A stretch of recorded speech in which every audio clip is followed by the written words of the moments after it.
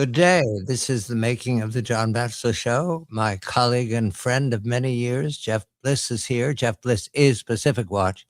We go immediately to the tragedy at Lake Tahoe. Jeff, a very good day to you. It is snow time in California, rain where you are in Southern California. And it looks extremely attractive from a distance.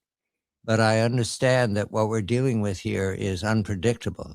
Lake Tahoe, which we've talked about in terms of bears, but now in terms of avalanches, it's reporting 7, 8, 9 dead. What happened, Jeff? Good day to you. Yeah, well, earlier this week, a experienced group of skiers, fairly well-to-do people from the Bay Area, I believe, they went to the ski area up there near Tahoe, and they went backcountry skiing with some experienced guides. So I believe there were 11 or 12 skiers and then another 4 guides. Now the guides had been warned, as had other people, that there were dangerous conditions in the backcountry there. In other words, they're not going to places where a big resort where there's ski lifts and groomed slopes and avalanche patrols. They're out there in the pristine wilderness, and it's a great experience. And I've not done it a lot, maybe once or twice, and just for a very short time.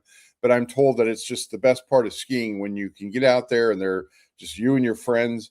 But it comes with these added risks of there's no help nearby. There's no way to patrol the avalanche areas. You never get a real good read of what it's like up on the slopes until you're there. And sometimes that's too late. And they were skiing in an area that has been getting high winds and the snow was dry and that it piled it up, but it doesn't set like snow that you would see, for example, at lower elevations. And so when it broke off, like it does when it gets too heavy, it comes off in giant slabs. And these slabs that sometimes were 6 and 7 feet thick. So it's like a giant concrete piece that's that heavy coming down at you at very rapid speeds. And if you're lucky enough to get out from under them or get ahead of them, that's one thing. But when you get buried by them, it's very difficult, even with an avalanche beacon that you're wearing. And so some of these people, I guess they all were wearing that kind of safety equipment. The beacons went off, but they're buried under so much snow. It was so hard to get to them for so long. And probably a good number of them were actually killed immediately. Jeff, we're going to start recording. I want to go through the list that we're going to cover. This is the making of the show. This is carrot soup. We're cutting the carrots into little pieces here. Right in front of everybody. We're going to start with the avalanche and the Donner Pass snow. Get that into. You send me pictures of Donner Pass every year and beautiful homes buried in snow. Is that exciting to be in a home that's completely buried to the second story? I think as long as you have a way out, it's not that bad.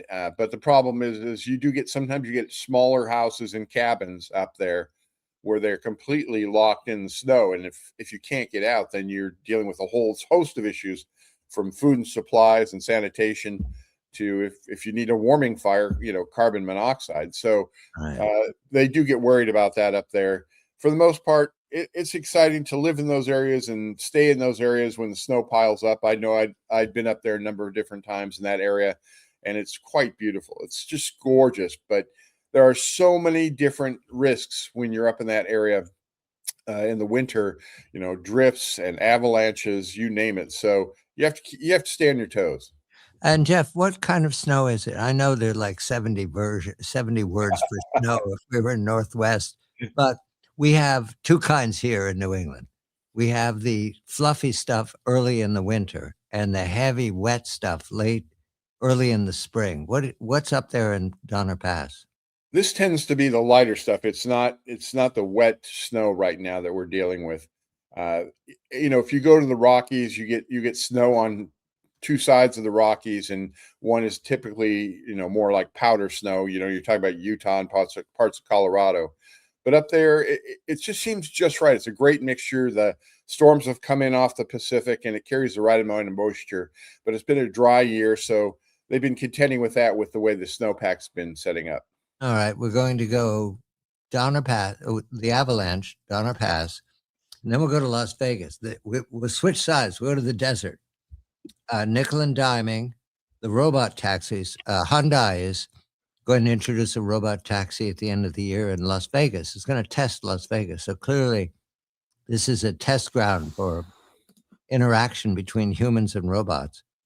The gambling income, the foot traffic, and then we'll go to LA, where you are, Jeff, Orange County. And I've gotten completely lost in the Wasserman Bass Epstein story. So you can help me with that. I'm not quite sure what the debate is about or where it's going. Homelessness unsolved, but mostly I'm interested in your copper theft stories. I saw this morning in a report in Europe about Johannesburg and South Africa, which has been troubled by poor, bad governance for many decades. The copper theft is overwhelming, Jeff, in South Africa. And that immediately reminded me we must pay attention to the copper theft in LA.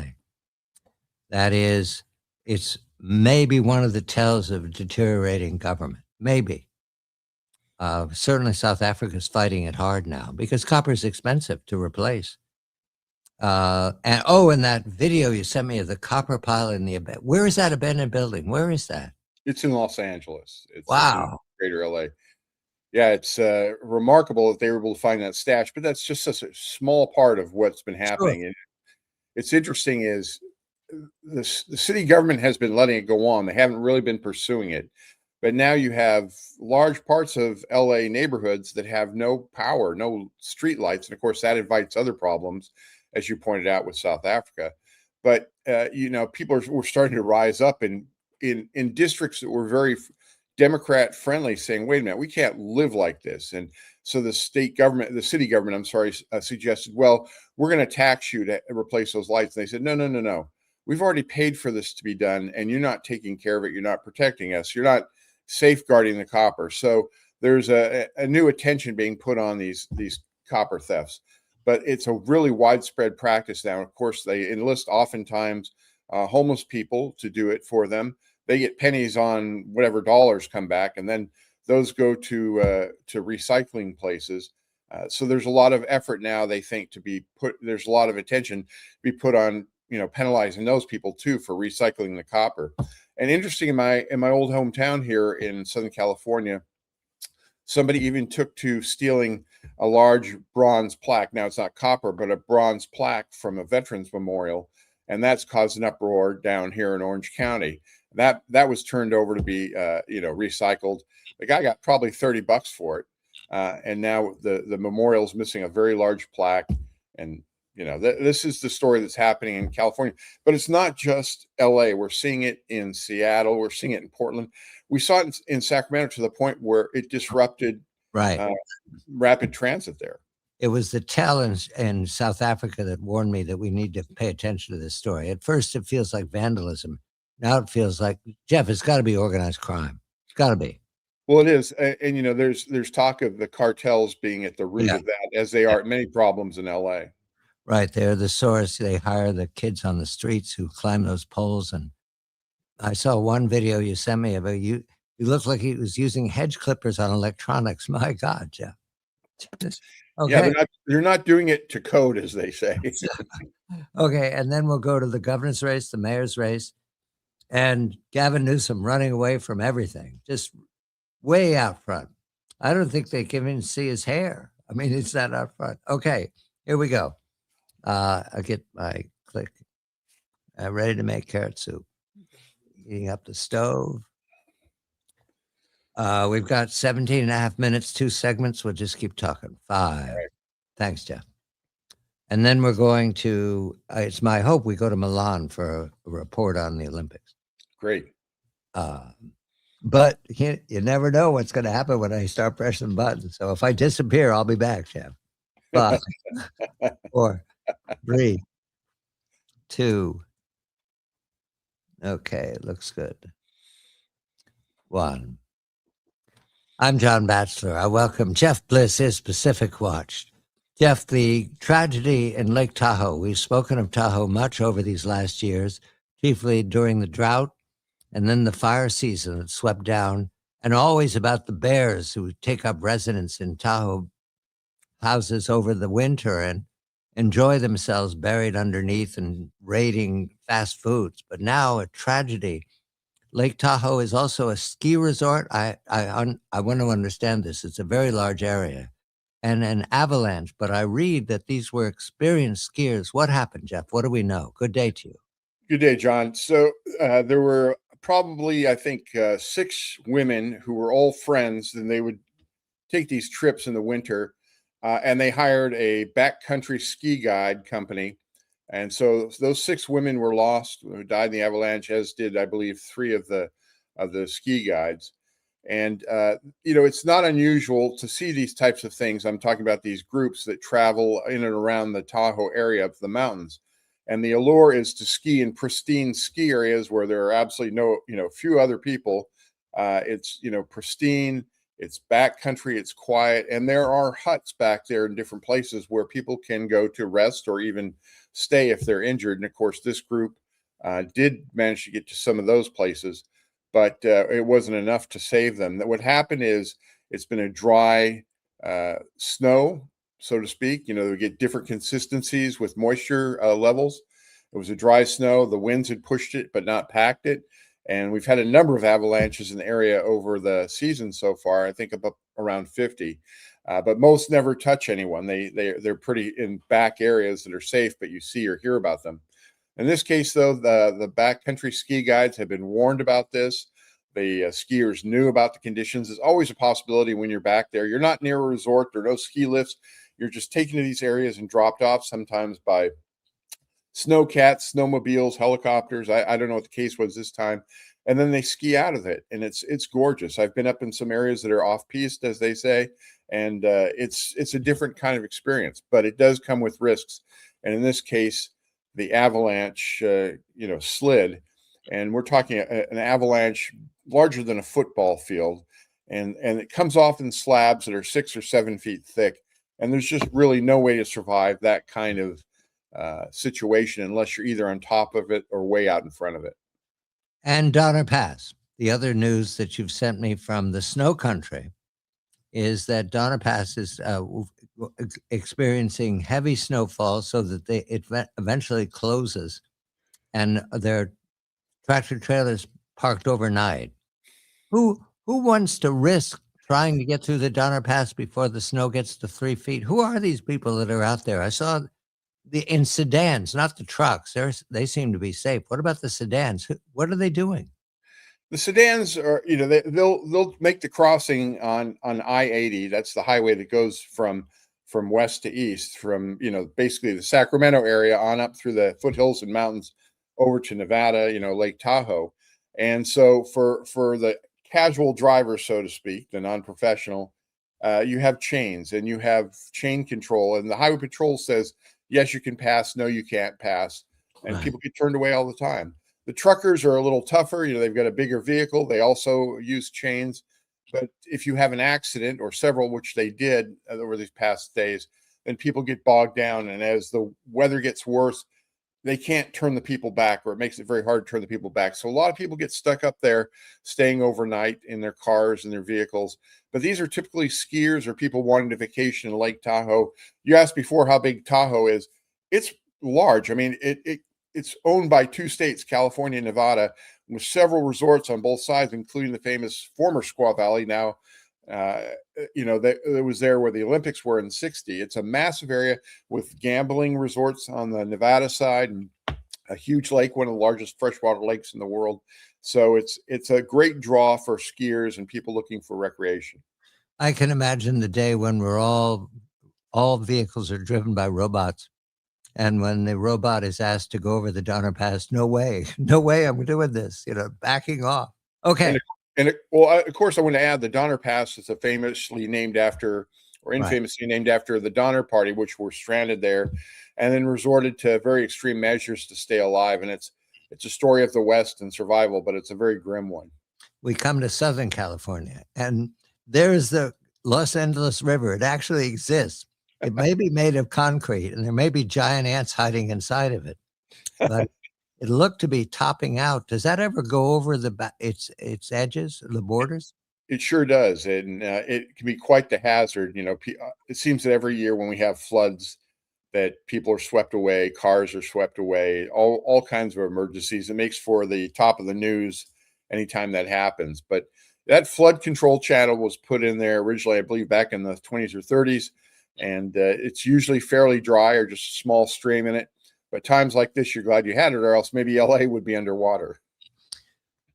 Las Vegas, nickel and diming. Jeff, don't they read the news? Why are they doing this? What was it, $180 for 2 cocktails? For 2 cocktails and a water. Now, to be fair, it was in a VIP area where you get dedicated service. But what you saw on that receipt that I showed you was, it wasn't my receipt, it was shared with me, was that they added on extra fees. And this is something that's now becoming apparent. People are waking up to this and they're saying, what is this fee for? I'm not going to pay this extra fee. This isn't a tax. This isn't a seat fee, a seat license. And so you just see that the resorts, casinos, and restaurants and parking, and they're adding these fees on, and people are growing tired of it, and it's being reflected in the attendance in Vegas. And the gambling receipts are up. The foot traffic is down. That doesn't sound healthy. It isn't. It's probably not sustainable because the lower and middle class folks who were often the mainstay of Vegas have said, look, I'll just stay home. If I want to gamble, I'll gamble on my laptop or my phone. Whereas, the wealthy people still go there. They go to luxury hotels, have luxury experiences, and they bet big money, which is what Vegas likes. But it can't keep going on. We know this is unsustainable, and people in Vegas are very worried. And Las Vegas, I want to be positive about this. It's the capital of experimenting with robot taxis. So clearly there's 2 directions for this city. There are the corporations who control the nickel and diming, and then there are the city fathers and mothers who are building a city of entertainment, like a grown-up Disney World out west. I'm trying to be as positive as possible. Is it justified, Jeff? You're closer to this, and you've been there your whole life. I think you hit the nail on the head. So they're introducing all kinds of new infrastructure, particularly around transportation. You have a new high-speed rail coming in from the LA area that should be finished in a couple of years. You have Elon Musk, his boring company dug all under Vegas. They're still digging other tunnels and installing these Tesla vehicle rides that take you from one end of the strip down to the airport and places in between. And it's viewed as really helping fight traffic problems there. And so they are taking steps to make things easier to get around in Vegas. And they've introduced robots in other places. But there is a concern that they put so much money, as you say, into one bucket, the gambling bucket.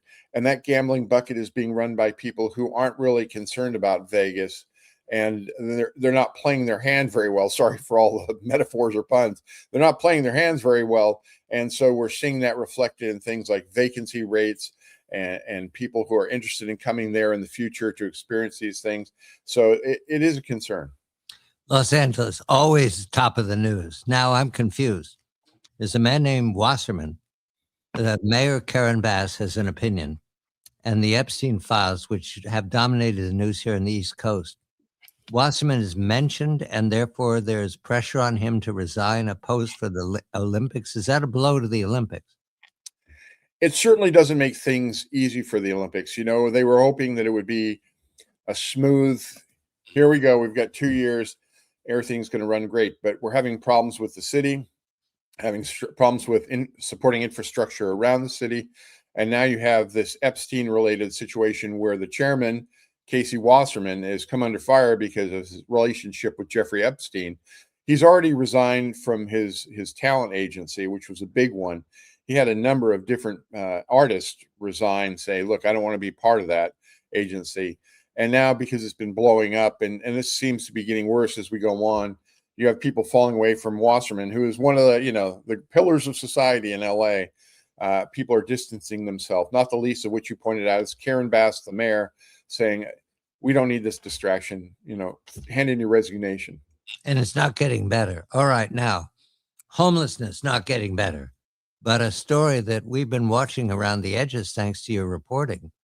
I believe it was the 2nd Street Bridge or the 6th Street Bridge. I can't remember, the Bridge of Rainbows, something. Yeah, the 6th Street Bridge, which they called the Bridge of Light or Ribbon of Light. I knew I was somewhere in the ballpark. Okay. You've reported on that because of copper thefts. The lights don't work. But Jeff, I hear a report from South Africa of the stripping of copper from Johannesburg as a tell for the deterioration of government. And you send me stories now that this is not copper theft limited to the Second Street or this Bridge of Light. This is copper theft throughout the city. And you sent me a video of young people pulling copper off of what appear to be transformer towers and using what appeared to be garden shears to cut the copper. And then you sent me a picture of an abandoned building with a pile of copper in it. Jeff, this looks like organized crime. It doesn't look like kids. That's what all signs point to, is that they're utilizing either kids, maybe gang kids or just kids who want some money, and homeless to pull the copper from different light poles and transformers, you name it, wherever they can get it.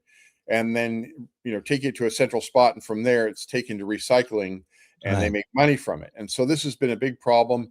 The copper wiring in the bridge has been stripped out twice. I think the total cost is probably north of $10 million.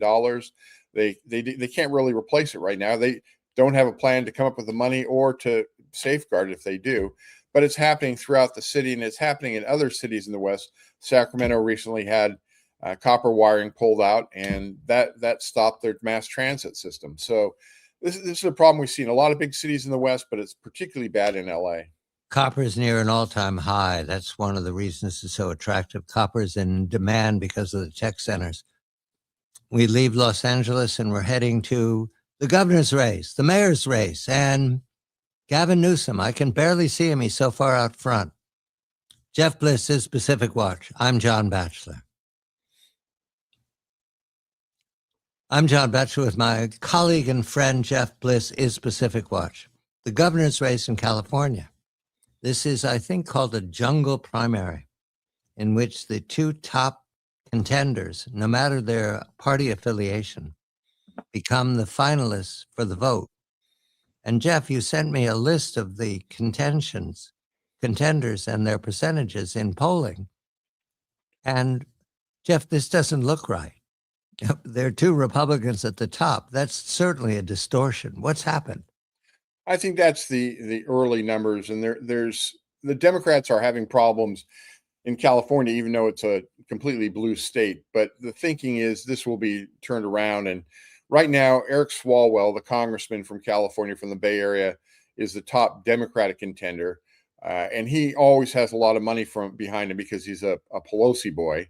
And so the thinking is that he will definitely emerge as one of the top contenders. Now, who's going to be number two?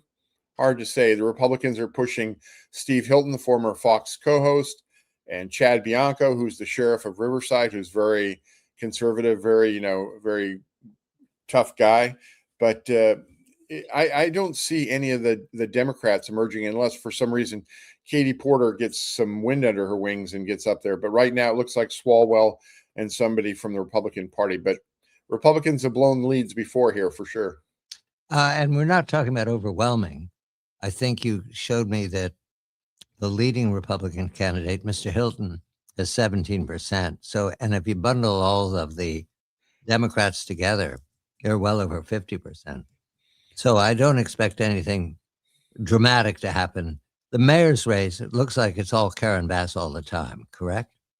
On the Democrat side, yeah. But right now, Spencer Pratt, reality TV star who lost his home in the Palisades fire and used that as a springboard to the mayoral campaign, seems to be leading her or being very close. And there are a lot of people who are very unhappy with Karen Bass. Now, what's happened was a city councilwoman, I never pronounced her name correctly, Nahum Rathman, I believe, forgive me if I'm wrong, who's a Democratic Socialist of America, a very Mamdani person, entered the race. And Karen Bass has been saying, that's a betrayal. It stabbed her in the back. But really, in truth, by having those two people on the ticket in a jungle primary, they're probably going to pull enough votes away from the middle and the left that they'll be able to emerge at the top during a jungle primary. And Karen Bass is the incumbent, and incumbents are always favored no matter what the race. Now we move to the much more exciting story of Gavin Newsom. My goodness, Jeff, the coverage here is getting thicker and happier and high-fiving, even to the point that Ed Luce, who writes the spectacular column for the Financial Times, pretty much writes as Newsom's got it, and then he sighs. Okay, there's no debate here. Now, the approach that the Republicans are taking is let's point out homelessness. Let's point out housing. Let's point out drugs, all the problems of California. But I read that one answer to that is California is ungovernable and Newsom can beat Trump. Now, Trump's not on the ticket. Does Trump make Newsom attractive? Is that what's going on? Well, it certainly was what has made Newsom and other California Democrats attractive these past few years. That's all that they run on. I'll give you an example. Antonio Villaraigosa, who was the former mayor of LA, he'd also been Speaker of the Assembly in California, one of the most powerful positions in the state. He's entered the race, the governor's race, and the only thing he's running on is anti-ICE, anti-Trump. And yet California has all these other problems. You ask Californians what the problems are, and it's about the economics, about the affordability, about the housing. And so that's been a big springboard, I use that word again, with Gavin Newsom in getting out there. I mean, that's what he runs on, is being anti-Trump. Not that he's done a great job, because whenever he's challenged on his accomplishments, he either makes something up or he can't give you a really good answer. But that's enough for some people just to hate Trump. And right now, Gavin Newsom is leading all contenders for the nomination for 28. There's many months to go. I understand there'll be surprises, but he looks to have embraced the possibility. So is his wife, who's very dynamic. So is the California establishment. A president in the White House would be extremely helpful for California. Jeff Bliss is Pacific Watch. I'm John Batchelor. There we go, Mr. Bliss. A perfect 1730. Thank you. I don't think we missed anything. Did we skip anything? I don't think so. I don't believe so. All right, let me get Milan. All right. While we're chatting, I have to do several things here. Exciting day yesterday, Milan, for the U.S. with women's hockey and figure skating both taking gold. I know. I found myself rooting for the Canadians in the hockey game. Oh, boo! Traitor! I'm admitting it. Canuck lover. I saw a video earlier in the year. I don't know where it was or why I saw it, but a young man clearly going to hockey practice. You might have sent it to me, Jeff. Big fella, shoulders. He had his hockey skates on, those great big things that wrap around the ankles, and he was carrying a stick. And he came out on the front porch of what appeared to be a hunting cabin. Maybe he lives there all the time. And he sort of tromped across two big steps across the front porch. All wood, chairs around. And there was a creek out front of his hunting cabin, but it was all frozen over. He leaped about 15 feet in the air, hit the creek ice with his hockey stick, and took off down the creek. It was going to hockey practice. Jeff, at that moment, I thought, hey, these people know what they're doing. That was really cool. And so it makes me prejudiced towards the Canadians, Jeff. Well, growing up, originally from Boston and having a Canadian great grandfather, who taught our family hockey, hockey was in my blood. And I actually ended up coaching hockey at Pepperdine University for a while. But the older I get, the more I realize how mediocre to bad I was as a player.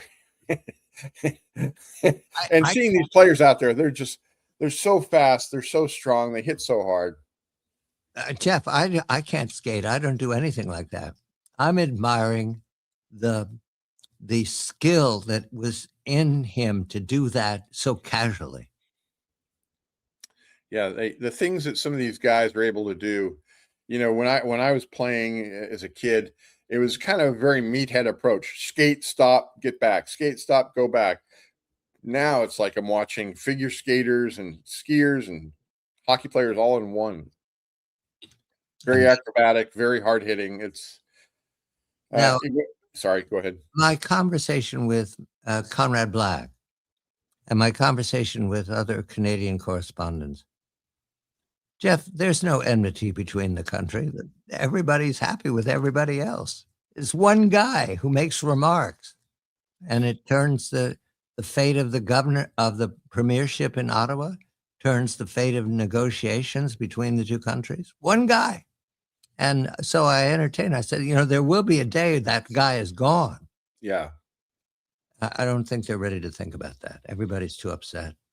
Kind of along those same lines, I have a former employee of mine who now lives in Denmark with her husband. He works there for an international company, and they sided with the Danes feeling about the way we were treating them on Iceland or Greenland. So I sent her a note after beating Denmark in hockey. I said, by all medieval rights, we now own Greenland thanks to our hockey win. She didn't appreciate it, but she said, the Danes are very hurt of the way that they've been treated over this whole thing and not given credit for what they did during the war on terror and so on. Well, it's not just, it not only doesn't make sense, it's deliberately destructive, deliberately so. Bad feelings are not welcomed. But when you consider Canada's last century and a half of support for everything that the U.S. stood for in war, in trade, in government, everything. It went from the Dominion of Canada to the realm of Canada because King Charles is the King of Canada. Right. There's never been enmity anywhere.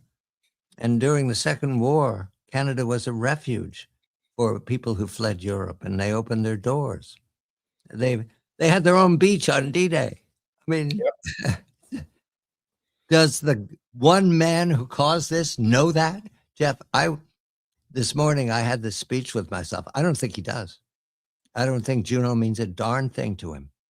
Yeah, I don't think he knows about Juno. I think it's just, I think he imagines that we were the only ones there on D-Day.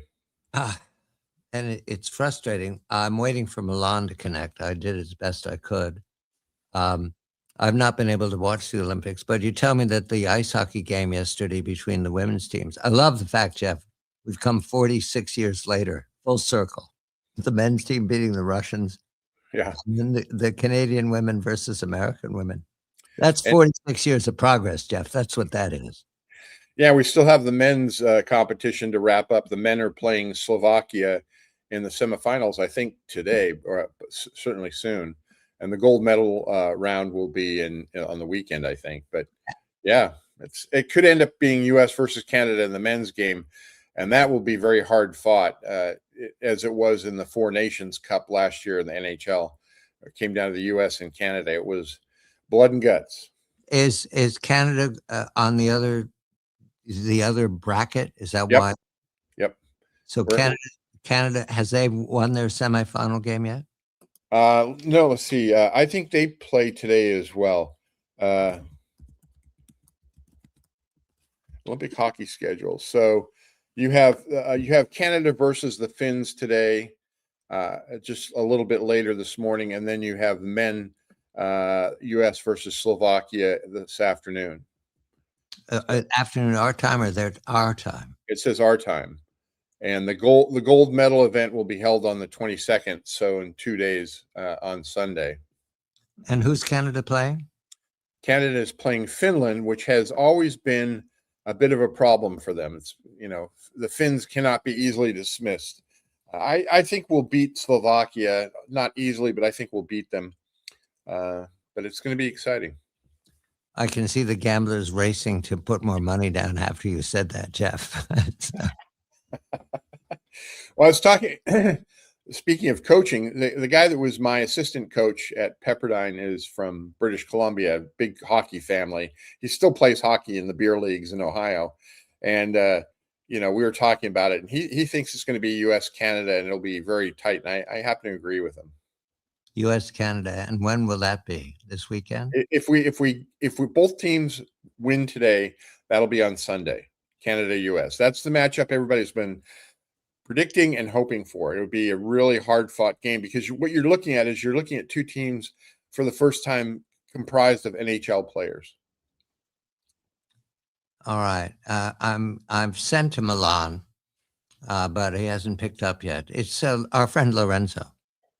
And I was hoping that I could do this as smooth, easily. So we'll wait just a moment. In other news, Jeff, this fleet off of Iran, it's hard for me to believe that we're going to use it because Iran has no defenses.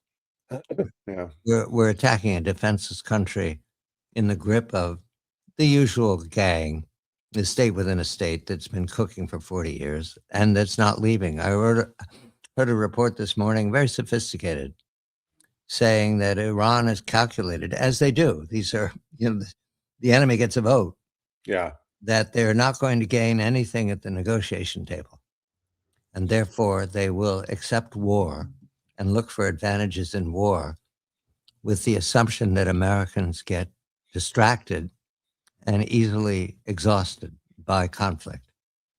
And that they didn't give a timeline, but the idea is that after a week or two, the administration will be under pressure to stop the bombing of defenseless people. And that's not a bad calculation for how our politics work, Jeff. I'd be curious to see what Israel is doing and what they've already done for that situation when it arises. They've gone into shelters. I had that announcement. I think you sent me that. I did, but I meant in terms of what their presence is like around and in Iran right now. Let me check on.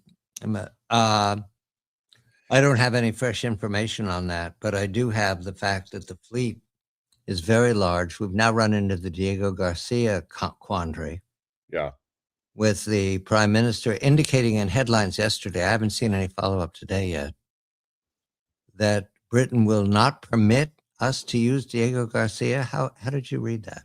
I didn't read it as Diego Garcia. I read it as, the island of Britain itself, but maybe I missed the Diego Garcia part.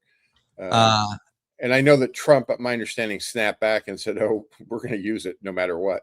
So I know. It doesn't feel right that we're going to pull the trigger on defenseless people. They have food security, health security. I've sent twice to you, Lorenzo. I can't do any better. It's not getting through. I don't know. I've sent as fast as I can, and it's not working. have you checked the copper wire thieves? Yeah, I know. No, I just heard from him. He's on WhatsApp, so I have to convert from. And it went through on WhatsApp, but I'll try it one more time, and then I won't keep you. Oh, we have economic news this morning. The fourth quarter final number in at 1.4. It doesn't matter what the number is. It's a question of what the market thinks of it. Right now, the market thinks it's weak. And therefore, who knows? Yeah. It's a dartboard. Wherever you throw it, that's what it is. Yeah, I read this morning, they suddenly I'll send one more time and see if it works for him. They suddenly like European stocks after years of ignoring European stocks. And here's why they like them, Jeff. They is the collective opinion of the market. They like them because they're light on tech. Don't you love this? I think the reason we're up so big compared to them is because we're heavy on tech. They like them because they're heavy on buggy harnesses. I don't know. Well, they have a lot of natural resources, a lot of banking, but the European markets are, compared to US, regarded as conservative. I think their multiple is 18. Ours is 27. And that's because of the tech, especially the Mag 7. Yeah. So 1.4 looks slow. I'm sure the white. Oh, I was told the story yesterday. I meant to repeat it. I'm going to use it later on when I talk to my friend Gene Marks. Tariffs. All right. The administration says, yes, fill in the blank. The economists say it's a tax. Okay? And it's just a tax. And the American people can make up their own minds. Colleague of mine, she's French, an economist. There's a store in San Francisco. I don't know the name of it, but it's a French store with an outlet in San Francisco. She orders online 2 decorated pillows for a couch. She's French, okay? They do these things. And so the pillows come, they're $300, but the pillows don't come from San Francisco. They're sent from France to her address in the US. But she gets a notice that she's paid for them. She gets a notice that they've arrived, but it's a notice from the Customs and Border Patrol. She has to pay the tax before they'll deliver the pillows.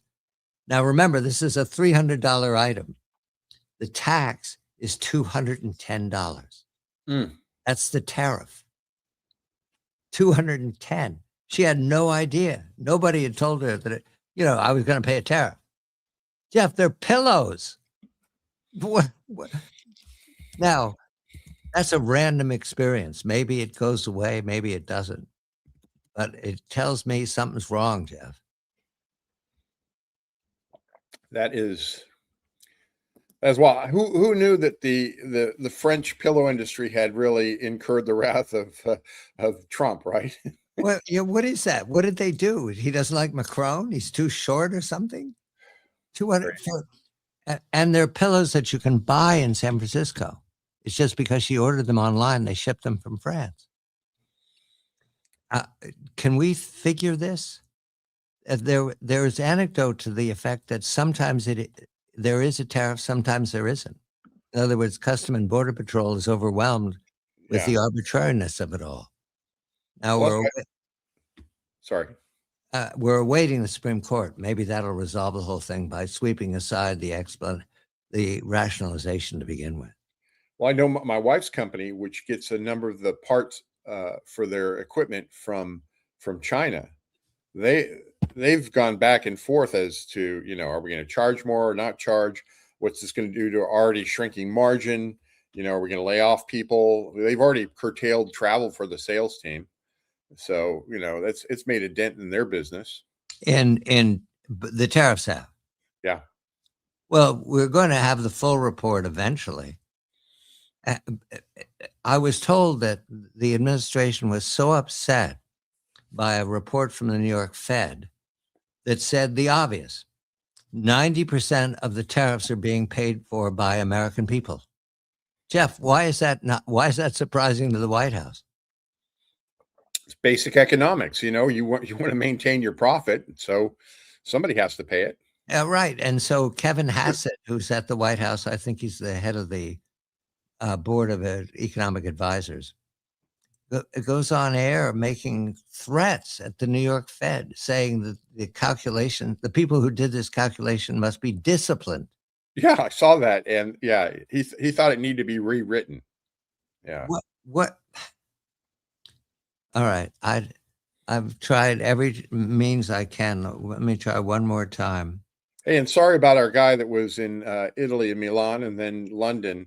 He never made it to London because they were leaving Italy and the jet had problems, had to turn back, and they had to stay in Bologna instead. He said it wasn't a bad layover. He goes, we actually went to a pasta cooking school that night just for fun, since we had time to kill. Got to see a few more museums, I guess. Did they enjoy the Olympics, or did they ever? Loved it. He's probably, you see these guys on PBS, they're the world travelers. This guy is right up there with them. All the countries he's been to. He's been to every state in the U.S. Like I said, businesses in Washington and Hawaii, and goes to the Far East to get supplies. He's a smart guy. I also want to throw a guy out to you if you're interested. We've had Adam Housley on before, and he and his family own a winery, and he owns a business in Napa, which is a tasting room, which is a big restaurant, wine tasting shop. And I sent you an article. Gallo, who for years has been the big name in a vineyard there in Napa, are closing their operations. And they're closing the operations not because of regulations or taxes, but because the young generation is not drinking alcohol. Where are they closing operations? In Napa, California. Wow. Yeah, they laid off between 350 and 400 people, which is a lot. And is this something that is a trend in the wine business, or is it a one-off? It's a trend in the alcohol business. but the alcohol in California a lot of it is wine. You know, Ooh, it's I haven't seen those articles show up yet. That's gotta be a big story. yeah. I'll look for it again and resend it, but it's a big deal. And Adam's an interesting guy. He's got his own Substack and where he talks about his experiences as a foreign correspondent for Fox. But he's quite a businessman. He used to be with Fox. Hasn't been with Fox for years. I'm not concentrating on this enough, or something's going wrong with my system. Let me try one more method. And we've got just a few minutes, but Lorenzo's there. What it is that I usually try to connect with him on WhatsApp, but I keep sending it to his WhatsApp's place, and he writes me back, "Is there something wrong?" There's nothing wrong. I'm just sending to the wrong address. So let me see if I can send to the right address.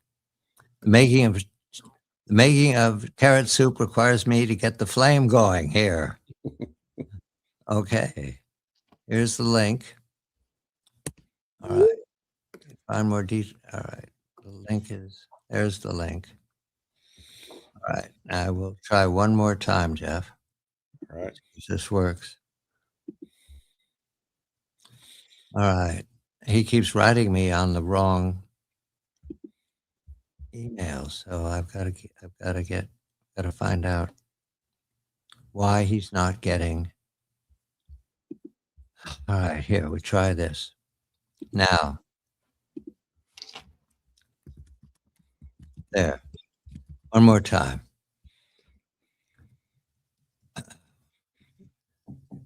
A few minutes. I can talk to him later. It's just in the afternoon there. I just wanted him to bring on air here. I learned that you can't be both a producer and a narrator at the same time, Jeff. The brain doesn't work that well. You got to have everything cooked beforehand. But when you're doing it live, you don't really have a beforehand. We did our report. Let's see if it works for him this time. He should have it by now. I'll send again. I meant to ask you the theme music for the show. Where is that from? I had it composed. Oh, A young woman who plays the recorder, because that's a Roman instrument. Because you don't want to use recorder music from anywhere, because people have copyrights on it. You never know anymore. Yeah. So there's a lot of recorder music on air, but it's all composed, and so you don't want a theme from anybody.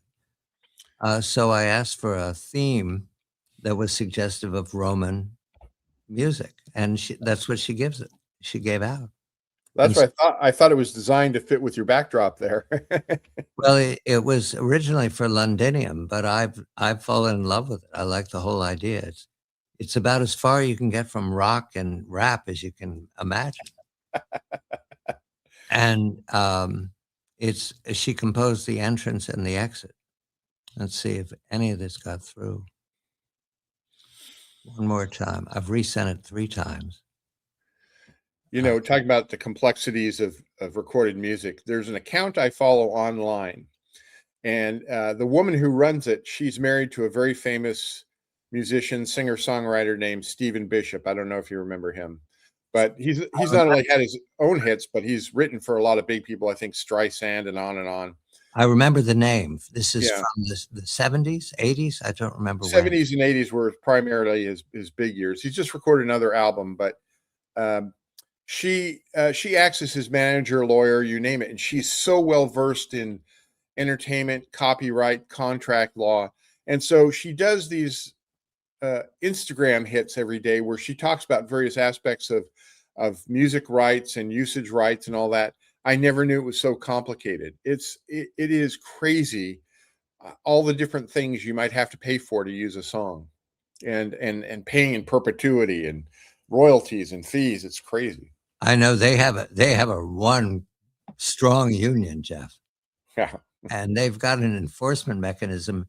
The IAEA at the UN could probably learn some lessons from the way ASCAP works.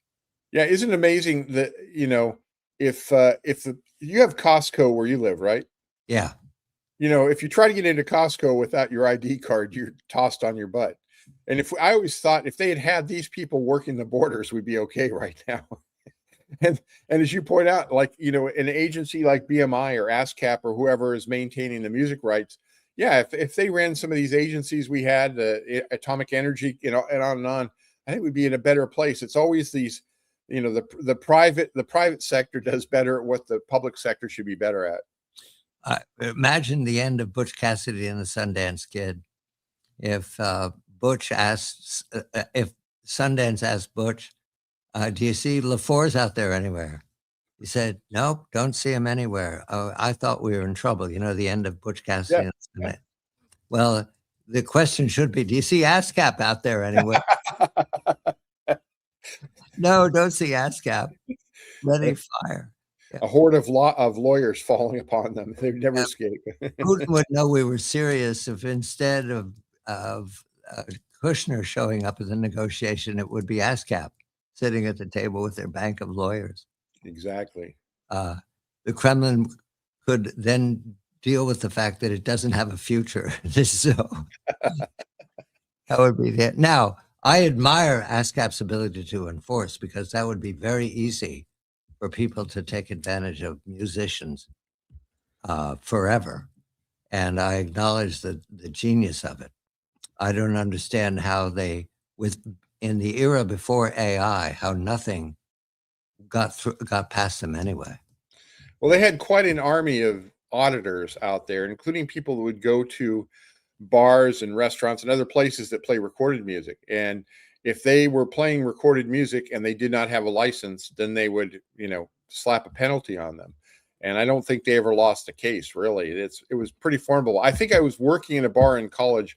We were visited by ASCAP, but we were pretty safe. Our corporation, which owned several bars throughout the West, had pretty solid, bona fides. So everything was okay. Yeah, but I would always worry if you take any music anywhere, you worry about it. Okay, it's not a bad thing to worry about it. The same for you borrow a copy, you have to be careful of it. Last night while I was sitting here, I guess I was just finishing the podcasting. Suddenly a tune came in my head. I have no idea. Neurons do these things to you. Yeah. And I didn't recognize it right away. And then I thought to myself, now, where have I heard that before? Jeff, it's been 40 years since I thought of this. And all of a sudden it popped up, Sly and the Family Stone. I have no idea why it popped up. Which song was it? It's the one that they performed at Woodstock, High, High and Higher. Oh, okay. So I asked, who over here, and who fired it up immediately from the Woodstock album. Wow. Jeff, I had no idea I knew that. That was buried in neurons. Yeah. What triggers these things? What gives you the earworms? What sets them off? I wasn't doing anything that I was looking at pictures. What was I doing? I was looking up photographs, because you have to be careful about copyright of photographs too. So I use Pickrel, which is a licensing site that only provides out of copyright pictures. And I prefer pictures before 1900, if they exist, the old photography, black and white. And I was using Pickrel, and I think I was searching for pictures about, what was it last night? The theme of the Canadian border. Oh. So I type up Canadian border 1900, and it provides all these huge hotels that they built along the border for resorts. And that, how you get from that to Sly and the Family Stone, I have no idea. These random things, yeah. In fact, just the fact that I knew that there was a Woodstock album, that pretty much dates us, Jeff. Yeah, I saw a Woodstock ticket stub online yesterday. It just randomly came up on Instagram, and I thought, wow. And I think the price was $7.50 to attend. Yeah, those tickets are rare.